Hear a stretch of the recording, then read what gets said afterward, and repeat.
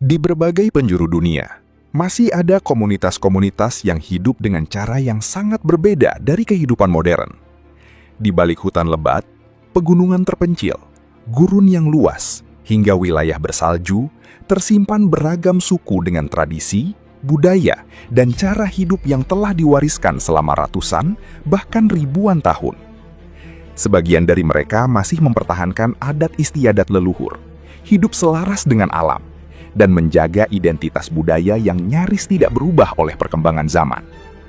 Keunikan mereka bukan hanya mengundang rasa kagum, tetapi juga menjadi pengingat bahwa dunia ini jauh lebih beragam daripada yang sering kita bayangkan. Selamat datang di Real Edukasi, tempat Anda menemukan kisah-kisah menarik, fakta-fakta unik, dan dokumenter inspiratif dari berbagai penjuru dunia. Sebelum kita mulai, jangan lupa tekan tombol like, subscribe, dan aktifkan lonceng notifikasi agar Anda tidak ketinggalan video-video edukatif berikutnya. Dukungan Anda sangat berarti untuk membantu Real Edukasi terus menghadirkan konten berkualitas. Sekarang, mari kita mulai perjalanan menuju salah satu kisah paling menarik yang masih tersembunyi di dunia.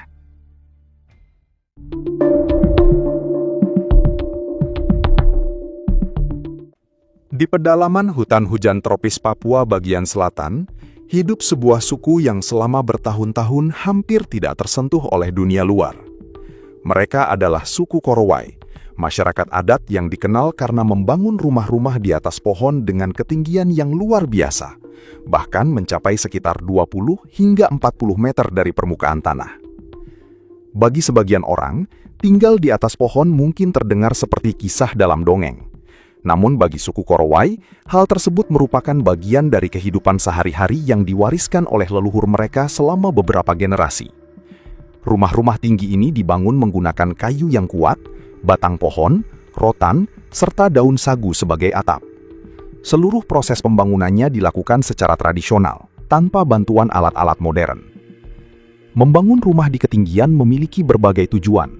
Selain untuk menghindari banjir musiman dan gangguan hewan liar, rumah pohon juga memberikan rasa aman dari ancaman musuh pada masa lalu. Dari atas, mereka dapat mengawasi lingkungan sekitar dengan lebih mudah, sekaligus memanfaatkan angin yang lebih sejuk dibandingkan permukaan tanah. Kehidupan suku Korowai sangat bergantung pada alam. Hutan merupakan sumber makanan, obat-obatan, bahan bangunan, dan berbagai kebutuhan hidup lainnya. Mereka berburu babi hutan, burung, serta hewan lainnya menggunakan busur dan anak panah. Selain itu, mereka juga mengumpulkan sagu yang menjadi makanan pokok, serta memanfaatkan hasil hutan secara bijaksana agar tetap lestari. Masyarakat Korowai hidup dalam kelompok keluarga kecil dengan ikatan kekeluargaan yang kuat. Mereka masih mempertahankan berbagai adat istiadat, kepercayaan tradisional, serta cara hidup yang diwariskan secara turun-temurun. Pengetahuan mengenai berburu, membangun rumah, dan bertahan hidup di tengah hutan diajarkan langsung kepada generasi muda sejak usia dini. Sejak pertama kali dikenal oleh dunia luar pada dekade 1970-an, kehidupan suku Korowai mulai mengalami perubahan. Beberapa komunitas kini telah menjalin hubungan dengan masyarakat modern, memperoleh akses terhadap pendidikan, layanan kesehatan, dan perdagangan. Namun demikian, masih ada kelompok-kelompok Korowai yang memilih mempertahankan gaya hidup tradisional mereka di pedalaman hutan. Suku Korowai menjadi salah satu bukti bahwa keberagaman budaya manusia begitu luar biasa. Di tengah derasnya perkembangan teknologi dan modernisasi, mereka menunjukkan bahwa manusia mampu hidup selaras dengan alam, menjaga tradisi leluhur, serta mempertahankan identitas budaya yang telah diwariskan selama berabad-abad. Kisah mereka menjadi pengingat bahwa dunia masih menyimpan warisan budaya yang unik, menakjubkan, dan patut dihormati serta dilestarikan.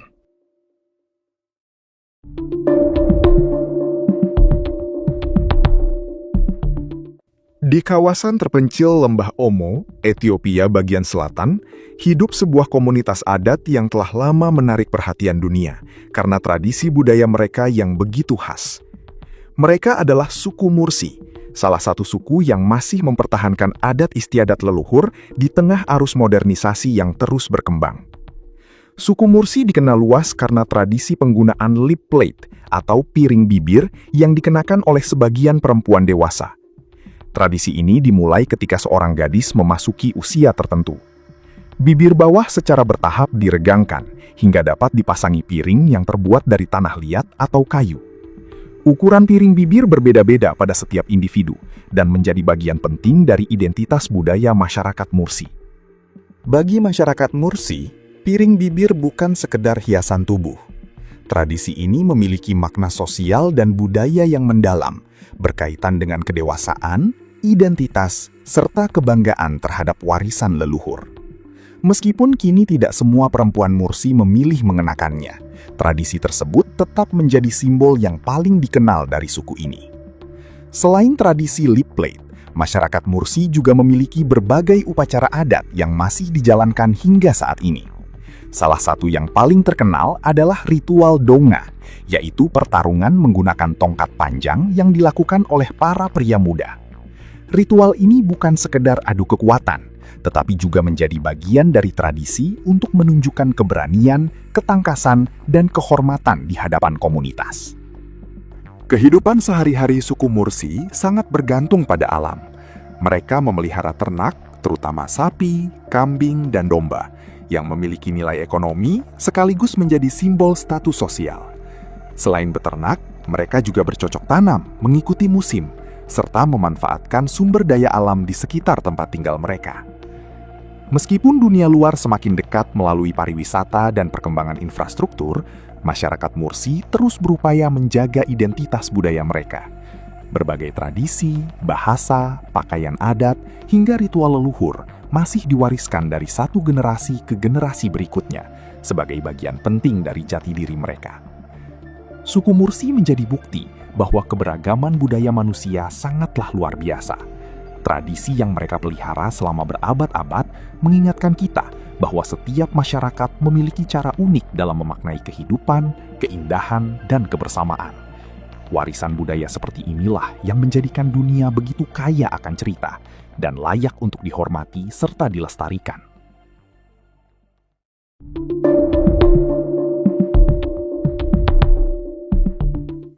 Di wilayah yang kering dan gersang di Namibia bagian utara, hidup sebuah komunitas adat yang tetap mempertahankan cara hidup tradisional selama berabad-abad. Mereka adalah suku Himba, salah satu suku paling ikonik di Afrika yang dikenal karena penampilan khas para perempuannya yang berwarna merah kecoklatan. Ciri paling mencolok dari wanita Himba adalah kebiasaan melapisi kulit dan rambut mereka dengan otjize, yaitu campuran tanah oker merah, lemak hewan, dan terkadang resin tumbuhan aromatik.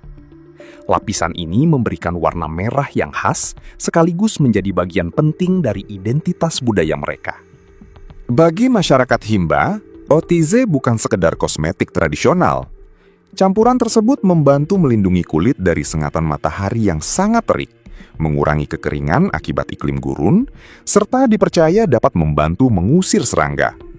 Di lingkungan yang minim sumber air, penggunaan otjize juga menjadi salah satu cara untuk menjaga kebersihan tubuh tanpa harus sering mandi.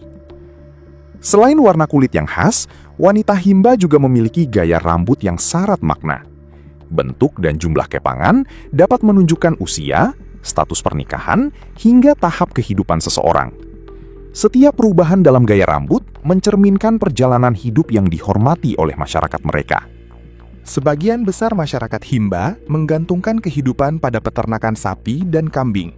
Bagi mereka, ternak bukan hanya sumber pangan, tetapi juga lambang kekayaan, kehormatan, dan ikatan sosial. Kehidupan sehari-hari dijalani dengan tetap menjaga keseimbangan antara manusia, hewan, dan alam yang menjadi sumber kehidupan mereka. Di tengah semakin pesatnya perkembangan dunia modern, suku Himba terus berusaha mempertahankan adat, bahasa, serta tradisi leluhur yang telah diwariskan dari generasi ke generasi. Meskipun sebagian masyarakat telah mengenal pendidikan dan berinteraksi dengan dunia luar, identitas budaya mereka tetap menjadi bagian yang sangat dijaga. Suku Himba menunjukkan bahwa tradisi bukan sekedar peninggalan masa lalu, melainkan warisan yang terus hidup dan membentuk jati diri sebuah masyarakat.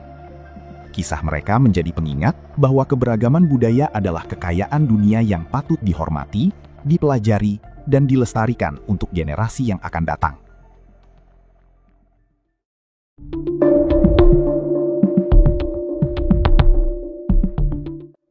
Di lebatnya hutan hujan Amazon yang membentang luas di Amerika Selatan, masih hidup sebuah komunitas adat yang menjalani kehidupan sangat dekat dengan alam. Mereka adalah suku Awa, salah satu kelompok pemburu peramu yang dikenal karena kemampuan mereka bertahan hidup di tengah hutan tropis yang penuh tantangan.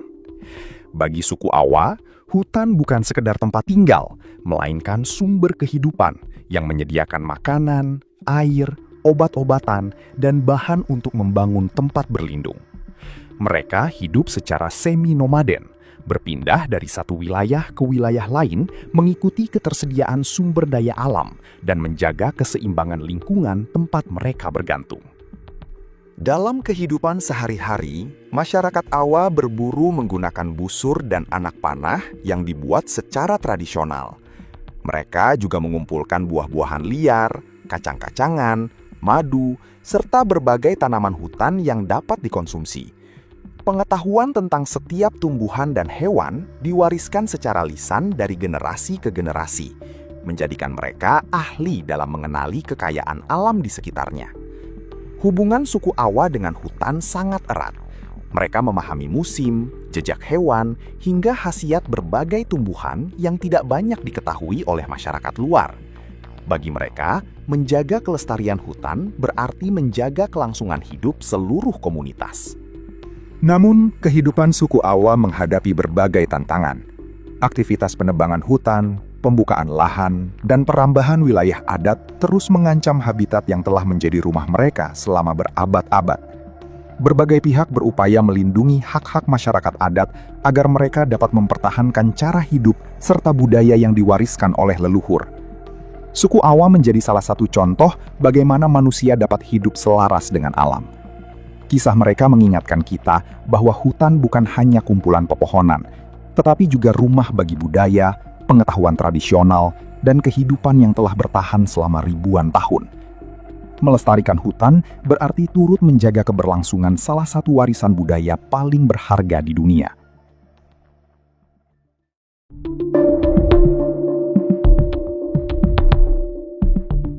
Di gugusan Kepulauan Mentawai, di lepas pantai barat Pulau Sumatera, hidup sebuah masyarakat adat yang telah mempertahankan tradisi leluhur mereka selama berabad-abad.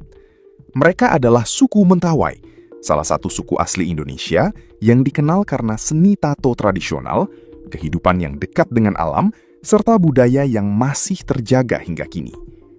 Salah satu ciri paling khas dari suku Mentawai adalah tato tradisional yang menghiasi hampir seluruh tubuh. Berbeda dengan tato modern yang sering dibuat sebagai bentuk ekspresi pribadi, tato bagi masyarakat Mentawai memiliki makna yang jauh lebih mendalam. Setiap motif melambangkan identitas, perjalanan hidup, keterampilan, kedudukan dalam masyarakat, hingga hubungan manusia dengan alam dan roh leluhur. Proses pembuatan tato dilakukan secara tradisional menggunakan alat-alat sederhana yang diwariskan dari generasi ke generasi. Meski memerlukan waktu yang panjang dan ketahanan fisik, tato dianggap sebagai bagian penting dari identitas budaya yang harus dihormati dan dilestarikan. Kehidupan suku Mentawai sangat bergantung pada hutan yang mengelilingi mereka. Mereka berburu, menangkap ikan, serta memanfaatkan berbagai tumbuhan sebagai sumber makanan, bahan bangunan, dan obat-obatan tradisional. Hubungan yang harmonis dengan alam menjadi landasan utama dalam kehidupan mereka, sehingga kelestarian lingkungan selalu dijaga sebagai warisan untuk generasi berikutnya. Masyarakat Mentawai juga masih mempertahankan berbagai upacara adat, tarian tradisional, serta kepercayaan leluhur yang dikenal sebagai arat sabulungan.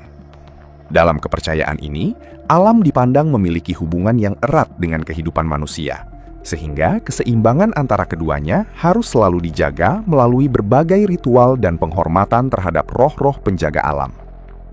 Seiring berkembangnya zaman, sebagian masyarakat Mentawai telah mengenal pendidikan, teknologi, dan kehidupan modern. Namun, banyak di antara mereka yang tetap berusaha mempertahankan bahasa, adat istiadat, serta nilai-nilai budaya yang menjadi jati diri mereka selama berabad-abad.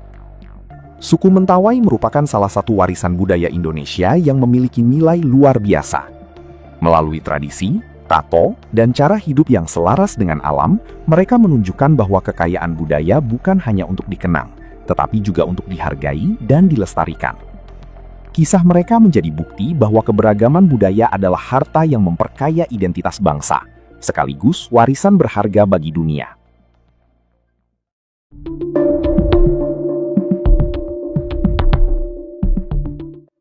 Di perairan Asia Tenggara, hidup sebuah masyarakat yang telah menjadikan lautan sebagai rumah mereka selama berabad-abad.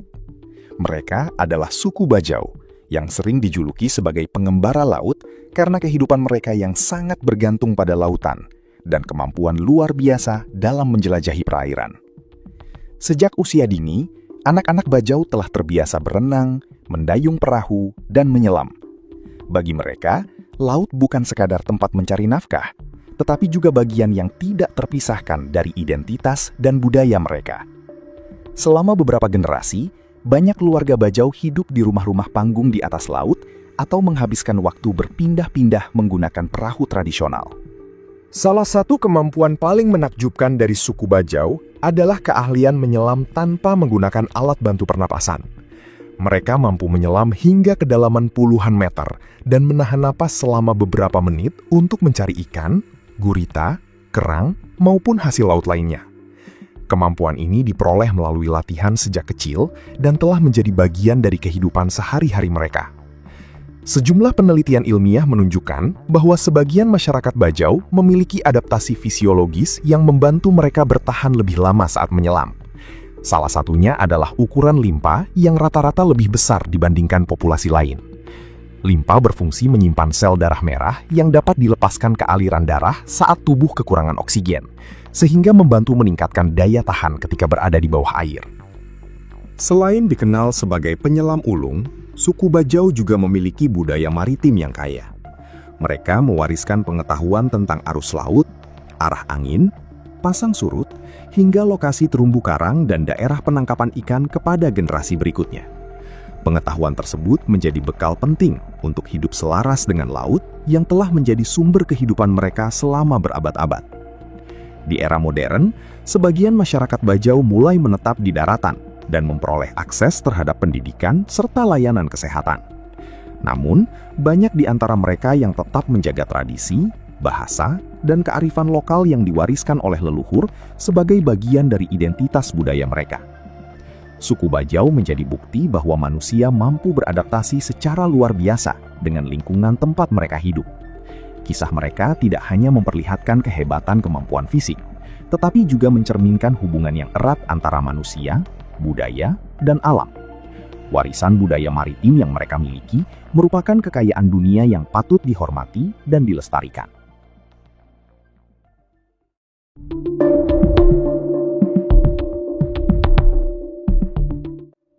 Di dataran tinggi Papua, yang dikelilingi pegunungan megah dan lembah yang subur, hidup salah satu masyarakat adat paling terkenal di Indonesia, yaitu suku Dani. Selama ratusan tahun, mereka telah mempertahankan tradisi, kearifan lokal, dan cara hidup yang diwariskan oleh para leluhur, menjadikan suku ini sebagai salah satu kekayaan budaya Nusantara yang mendunia. Salah satu ciri khas suku Dani adalah Honai, rumah adat berbentuk bundar dengan atap kerucut yang terbuat dari jerami atau ilalang. Bangunan sederhana ini dirancang khusus untuk menghadapi udara dingin di dataran tinggi Papua. Dengan pintu yang rendah dan tanpa jendela, Honai mampu menjaga suhu di dalam ruangan tetap hangat, sekaligus menjadi tempat berkumpul, beristirahat, dan mempererat hubungan antar anggota keluarga. Dalam kehidupan sehari-hari, masyarakat Dani mengandalkan pertanian tradisional, terutama menanam ubi jalar sebagai makanan pokok. Mereka juga memelihara babi yang memiliki nilai ekonomi, sosial, dan budaya yang sangat penting.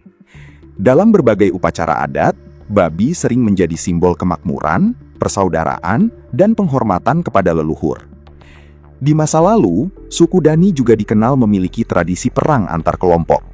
Konflik tersebut umumnya dipicu oleh sengketa wilayah, pembalasan, atau penyelesaian perselisihan antar komunitas. Namun, seiring berjalannya waktu dan berkembangnya kehidupan modern, tradisi perang tersebut telah ditinggalkan sebagai bagian dari kehidupan sehari-hari. Kini, unsur-unsur dari tradisi tersebut lebih banyak ditampilkan dalam berbagai festival budaya. Salah satunya, Festival Lembah Baliem. Dalam festival ini, masyarakat Dani memperagakan atraksi perang tradisional sebagai bentuk pelestarian sejarah dan budaya, bukan sebagai konflik yang sebenarnya. Pertunjukan tersebut menjadi daya tarik bagi wisatawan, sekaligus sarana untuk mengenalkan kekayaan budaya Papua kepada dunia. Meski telah mengalami berbagai perubahan, suku Dani tetap berupaya menjaga bahasa, tarian, seni, serta adat istiadat yang menjadi bagian dari identitas mereka. Kehidupan modern berjalan berdampingan dengan tradisi, menciptakan keseimbangan antara perkembangan zaman dan pelestarian warisan leluhur. Suku Dani menunjukkan bahwa budaya adalah jembatan yang menghubungkan masa lalu dengan masa kini. Melalui honai, tradisi, dan semangat menjaga identitas, mereka menjadi bukti bahwa keberagaman budaya Indonesia.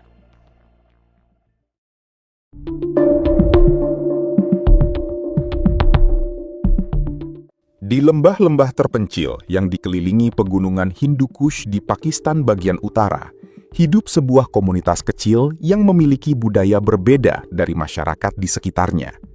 Mereka adalah suku Kalash, salah satu kelompok etnis paling unik di dunia, yang hingga kini masih mempertahankan agama, bahasa, serta tradisi leluhur yang telah diwariskan selama berabad-abad. Suku Kalash dikenal karena identitas budayanya yang sangat khas. Mereka memiliki bahasa sendiri yang masih digunakan dalam kehidupan sehari-hari, serta sistem kepercayaan tradisional yang berbeda dari mayoritas penduduk di wilayah tersebut. Berbagai ritual keagamaan, upacara adat, dan penghormatan terhadap alam masih menjadi bagian penting dalam kehidupan masyarakat Kalash. Salah satu daya tarik paling mencolok dari suku Kalash adalah pakaian tradisional mereka yang penuh warna. Para perempuan mengenakan gaun hitam yang dihiasi sulaman berwarna cerah, manik-manik, serta hiasan kepala yang rumit. Busana tersebut bukan sekedar pakaian, melainkan simbol identitas budaya dan kebanggaan terhadap warisan leluhur mereka. Sepanjang tahun, masyarakat Kalash menggelar berbagai festival yang menjadi pusat kehidupan sosial dan spiritual.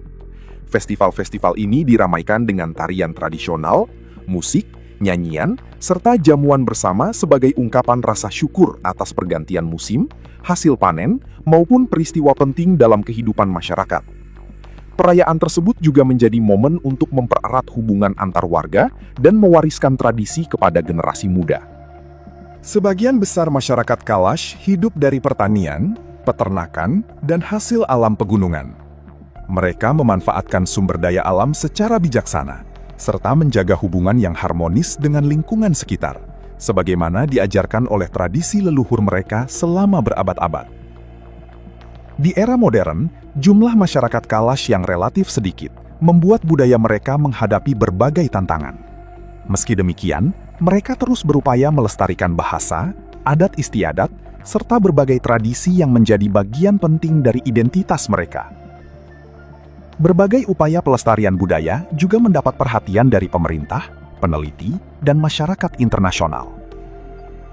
Suku Kalash menjadi bukti bahwa keberagaman budaya adalah salah satu kekayaan terbesar umat manusia. Di tengah perubahan zaman, mereka tetap menjaga warisan leluhur dengan penuh kebanggaan, mengajarkan kepada dunia bahwa tradisi dan identitas budaya merupakan harta yang tak ternilai dan layak dilestarikan untuk masa depan.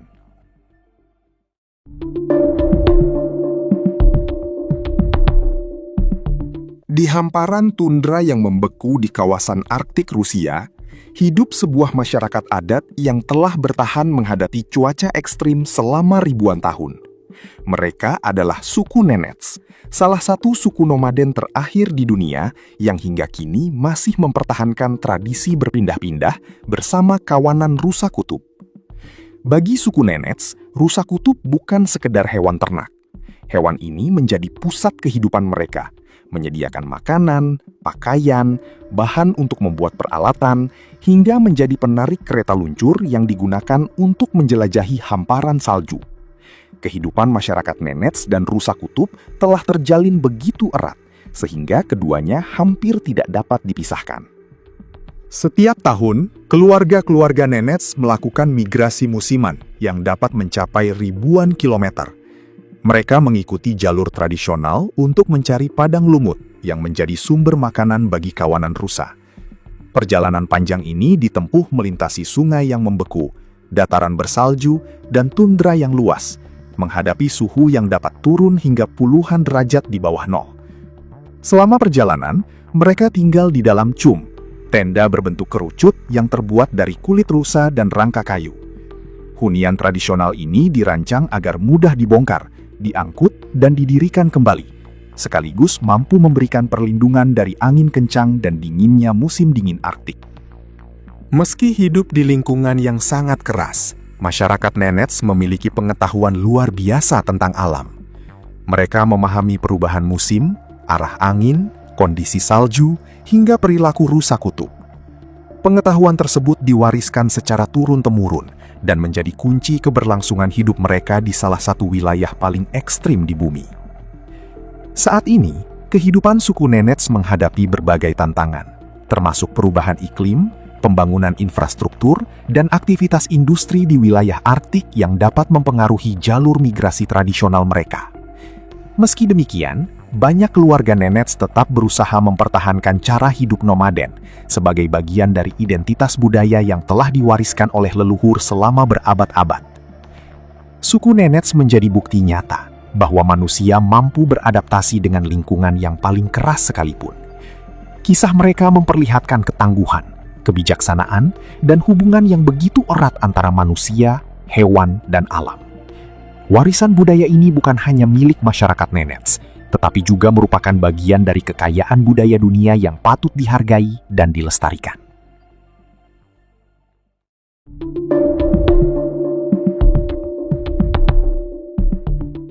Jauh di kawasan hutan taiga yang membentang di utara Mongolia, dekat perbatasan Siberia, hidup sebuah komunitas kecil yang telah menjaga tradisi leluhur mereka selama berabad-abad.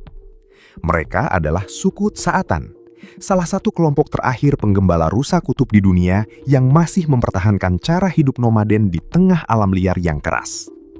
Bagi masyarakat Tsaatan, rusa kutub bukan hanya hewan peliharaan, melainkan pusat dari seluruh kehidupan mereka. Rusa digunakan sebagai alat transportasi untuk melintasi hutan dan pegunungan, menghasilkan susu sebagai sumber pangan, serta membantu mengangkut barang saat mereka berpindah tempat. Berbeda dengan beberapa masyarakat Arktik lainnya, rusa kutub bagi Tsaatan umumnya tidak dipelihara untuk diambil dagingnya, melainkan dirawat sebagai mitra yang sangat berharga dalam kehidupan sehari-hari. Kehidupan suku Tsaatan mengikuti siklus alam. Mereka berpindah-pindah beberapa kali dalam setahun untuk mencari padang lumut dan tumbuhan yang menjadi makanan utama kawanan rusa.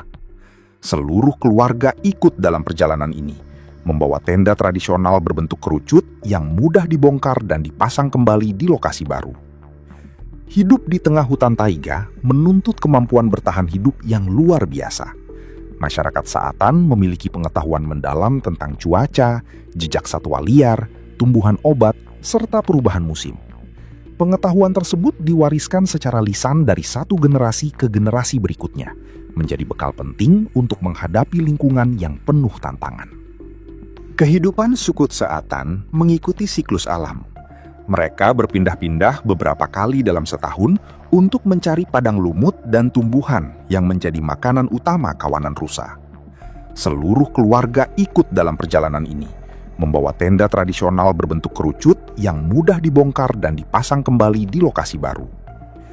Hidup di tengah hutan taiga menuntut kemampuan bertahan hidup yang luar biasa.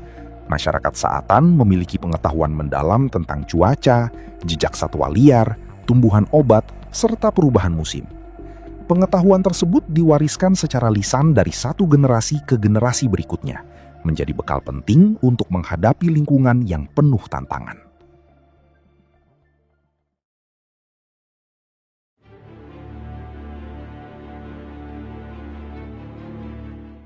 Dunia masih menyimpan begitu banyak budaya, tradisi, dan kisah luar biasa yang mungkin belum banyak kita kenal.